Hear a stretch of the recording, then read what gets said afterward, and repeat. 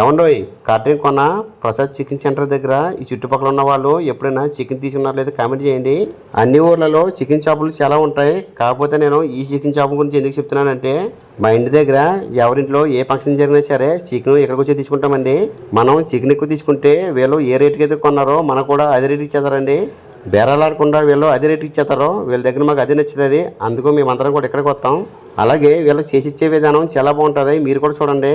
కోడిని వేడి నీటిలో వేసి తీసిన తర్వాత అలాగే మిషన్లో వేసి దాన్ని బొచ్చంతా లాగేస్తారు. మిషన్లు వేసి తీసిన తర్వాత కోళ్ళు చాలా తెల్లగా ఉంటాయి. అలాగే ఒక ఎండు కూడా లేకుండా మళ్ళీ వీళ్ళు ఇంకోసారి చేతితో బాగా క్లీన్ చేసి అప్పుడు కటింగ్ దగ్గర పంపేస్తారు. వీళ్ళు కూడా ముక్క ఎలా పడితే అలా కొట్టరు, మనం ఎలా చెప్తే అలా కొడతారు. మేము 50 కిలోలు తీసుకున్న రోజున బాయిలర్ చికెన్ 1 కేజీ వచ్చేసి 115 రూపాయలు పడింది. అలాగే మీ ఊర్లో చికెన్ రేటు అలాగే వాళ్ళు ఇచ్చే విధానం ఎలా ఉంటుందో కామెంట్ చేయండి.